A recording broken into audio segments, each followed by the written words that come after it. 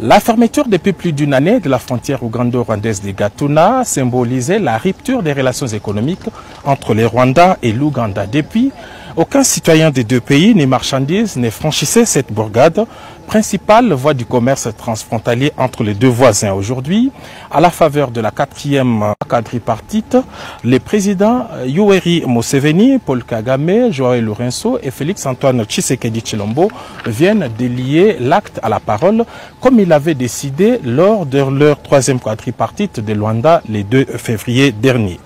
Devant les 4 chefs d'État, les ministres des Affaires étrangères du Rwanda et de l'Ouganda ont signé ici à Gatuna un traité d'extradition entre les deux pays. En clair, ce traité devrait permettre l'échange des prisonniers qui avait déjà commencé entre les deux États. Les chefs d'État ont constaté que depuis leur dernière réunion, des progrès ont été enregistrés en ce qui concerne les engagements pris par les deux parties, qui feront tout pour éliminer les facteurs de tension. Ainsi, ils ont salué la libération des détenus des deux parties et la garantie de continuer ce processus au nom de l'état de droit et du droit humanitaire international.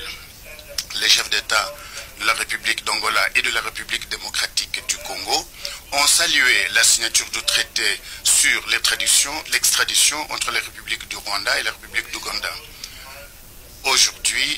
Réalisé aujourd'hui dans le cadre de ce sommet qui constitue donc le cadre juridique pour le traitement des cas relevant de la justice, y compris ceux se rapportant à des activités présumées de subversion pratiquées par les ressortissants respectifs.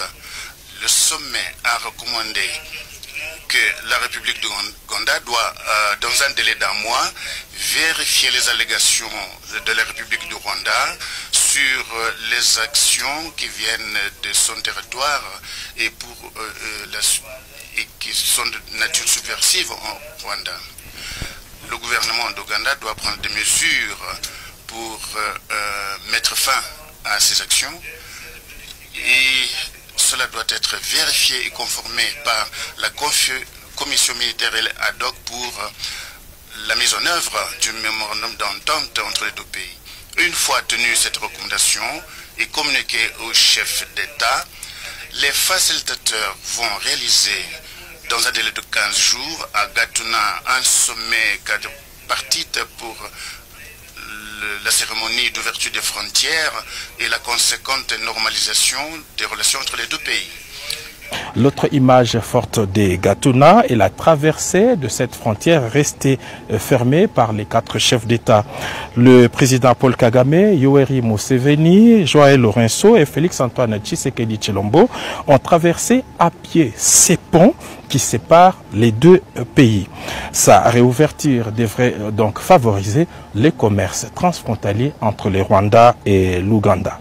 Premier vice-président de l'Union africaine, le chef de l'État congolais s'est félicité de ces résultats entre les deux pays pour sa co-médiation. Après 3 quadripartites, ils ont réussi à obtenir la reprise du dialogue entre le Rwanda et l'Ouganda, la signature du mémorandum d'entente et l'échange des prisonniers. Tous ces faits ont réussi à faire baisser la tension entre les deux voisins et rassurer toute la sous-région. Des Gatuna, Giscard Kousema et Roger Diri.